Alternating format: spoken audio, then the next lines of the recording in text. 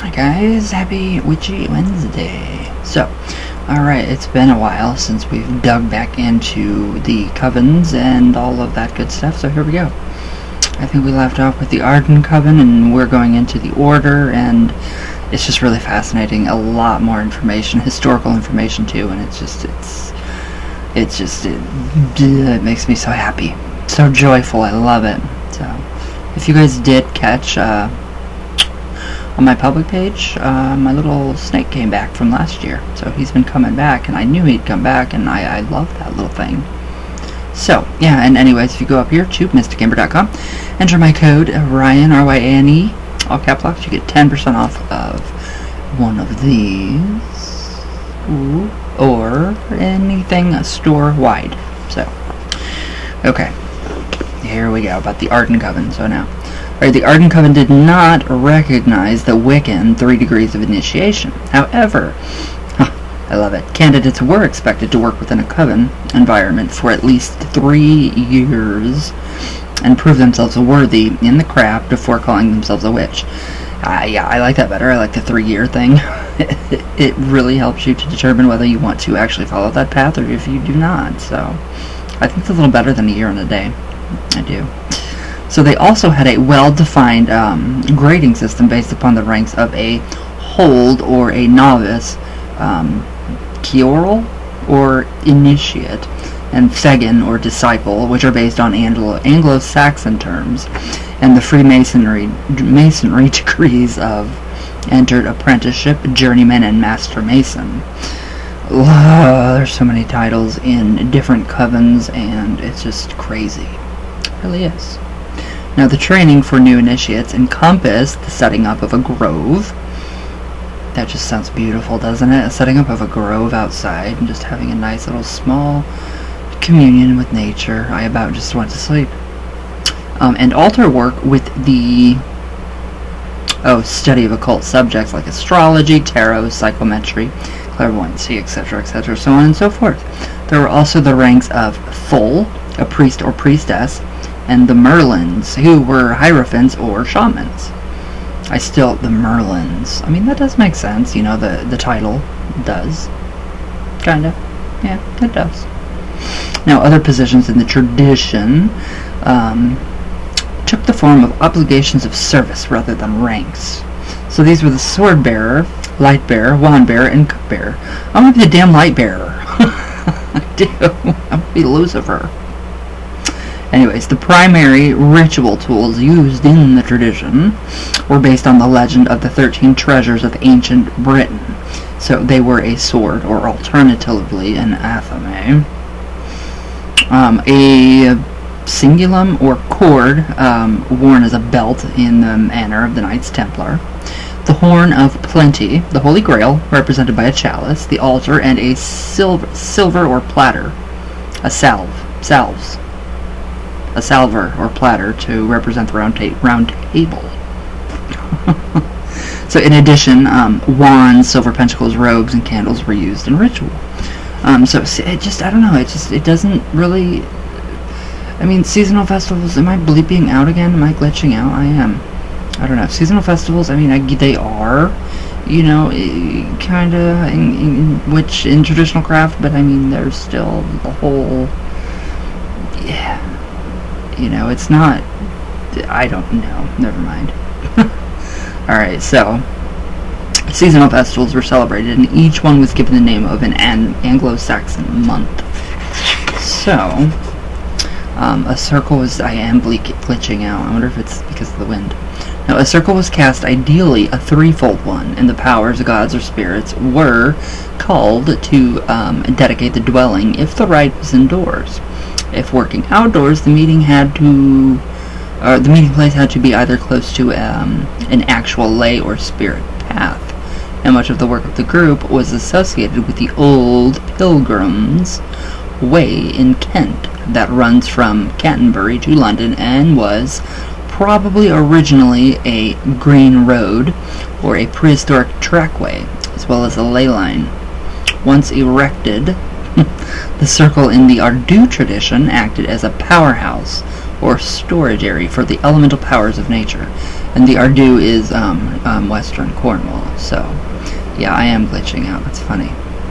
Now, once inside its confines, it could be used for healing, divination, summoning, and banishing. All the work within the circle was ultimately based on the Anglo-Saxon of Wyrd, W-Y-R-D.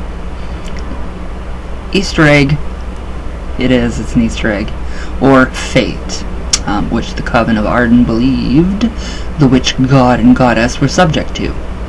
Now, in traditional craft in Cornwall, Fate is the name of the goddess. Now, charms and talismans were made using the Anglo-Saxon runic alphabet as a magical script, and herbs and spells were also employed. So, now in common with many other old craft traditions, Seven believed that successive waves of immigrants had reached the shores of Albion in the ancient past and influenced the indigenous witch beliefs. All of them had contributed in some way to the ethnic and spiritual mix of historical witchcraft and created a diverse synthesis of belief and practice. That is interesting. I mean, I love that. I love the incorporation of other beliefs and spirituality, but I do think that it is in itself its own belief system and practice. I mean, it is. So, but I do like that. The synthesis of the harmonious balance of everything in our belief systems and practices. So this is why the Arden Coven, or the Arden tradition, was partly pre-Celtic, partly Celtic, and partly Anglo-Saxon. Now, Seven said the difference between Wicca and traditional witchcraft was that the latter, Wicca, or traditional witchcraft, was the latter, had grown organically through a fusion of disparate elements, while the former, Wicca, was a modern artificial construct based largely on the works of one of its redactors, Gerald Gardner. So, yeah,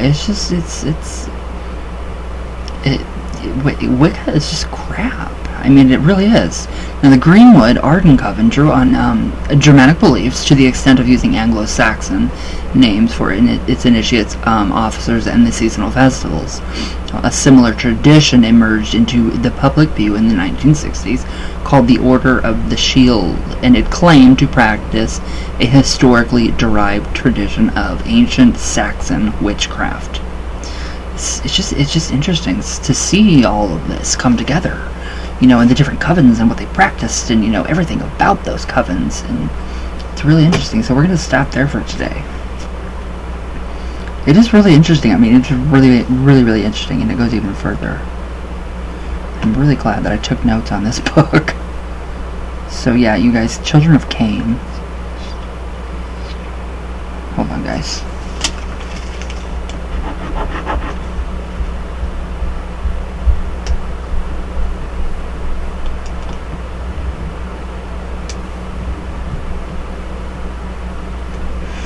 Make sure I have. Okay. Whew. So isn't that amazing though? I mean, it's just, there's so much to it. There's so much to all of these different, orders, and, and we can't really, I mean, it's so jam-packed with information, and we're never really honestly going to be able to know whether one sect of traditional witchcraft is a true, undisturbed line of witchcraft, traditional craft. So it's just very, very, very, it's just very regional. But we do have basis in, pre-Christianity and, all of that. So it's pretty amazing. It's pretty incredible. So, I like that. I like the Arden Coven. And we'll get more into that. And I like the Order of the Shield. I like how they do a few things. And I kind of like how this guy right now, Seven, is saying, how Wicca is, just basically a construct of Gerald Gardner's, him fantastical imagination or whatever. Because, yeah, I truly believe, he was... Woo-hoo. Anyways, let's do some coffee talk and see what's going on with everybody. It's been a long time. It has. I've been busy. I've been busy. You guys see it. You guys know. Alright, let's see what's going on here today. And it is so windy. It is insanely windy out. It's crazy. I can't even go outside. I can't even like pick up the tree limbs, or I will fly away. Literally, I will fly away with those giant limbs attached to my shoulders.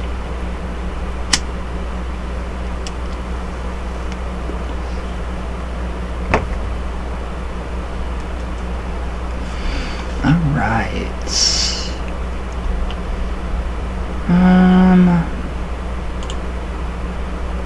Where did we go? There we are. Do any of you know where I can watch Bates Motel? Because I'm not paying $1.99 per episode to rent it from Amazon Prime. If anybody knows, that would be very, very greatly appreciated. And thank you in advance, because it's ridiculous. I cannot find anything. I can't find it anywhere. Can't find it anywhere. So I have nothing to fall asleep to, and that's the best thing. Actually, I fall asleep to The Conjuring, both 1 and 2, put me right to sleep. And I wake up refreshed. I don't know how. I don't know. Horror movies are just that. They do that for me. Calming. It's like a calming circle. Hocus pocus.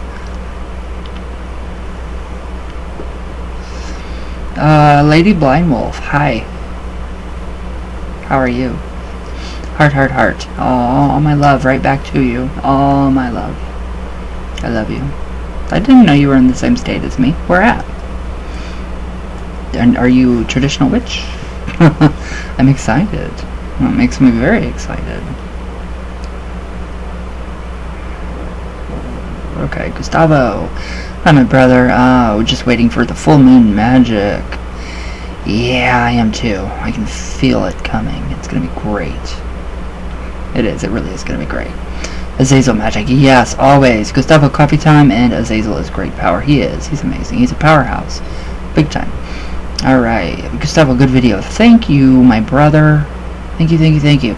Lady Blind Wolf. As a witch living in the same state, I have to say thank you. I have been watching your Lesson CC Moon Rite videos, and I just got a statue 2 days ago. Where are you here? I like that. I like that. Aw, that's so cool. Alright, Cole McLaren. How goes the Toadbone Rite? I suppose I am dual faith in that I use Christianity and its mythology for my own belief. Oh, benefit. Good. Good, you should. In all seriousness though, I would say I'm more Christian than I am pagan. Heretical, blasphemous Christian for sure, but still. I like that. I don't care. I like it. I think it's funny. I think it's great. I do. I know, I totally understand, because where are you from? Are you from over there? Are you from, England? In that area? I love it. Keep on being a heretic, and I will too. Lady Blind Wolf, I love this. Thank you. Oh, the Lasantissimo Muerte healing box. Yeah, that was a lot. I mean, I have a lot of names in there. Thousands. Alright. Northwest Ghost Adventures. Hello. Absolutely awesome channel. New supporter. Let's stay connected, new friend. Keep up the great work. Love, peace, and light. Thank you. Thank you. What video did you watch of mine? Oh, the old craft. Cole McLaren, hello. I don't really celebrate the equinox itself. However, I can't wait for Good Friday to come around. Lots of curse work lined up for the 3 days. Yes. And see, you're regional, so Good Friday here is completely different from where it is from where you are, and I wish I were there. That's all. Gustavo, waiting for the full moon. Yes, 28th. 4, 5, 6, 7, 8. 4 days. 4 days. Wishy boy. Hello, Sheila Nagel. Hi. My Kim. Hi, my love. I love you. Very, very, very much. Oh, what is going on? Let's see. Where's everybody? Tina J. Hi. Hello. My Lupe. I'm so happy for you, Lupe. Very happy for you. It's exciting, isn't it? Isn't magic fun? Ritual work, magic, demonology. It's all great. I love it. And I'm so impressed with you guys on your own personal paths and journeys and what you guys have to tell me, and it's impressive. I'm like, oh my god, I am so almost to the point of jealous, because I was not at that point where you guys are when I was first starting out. So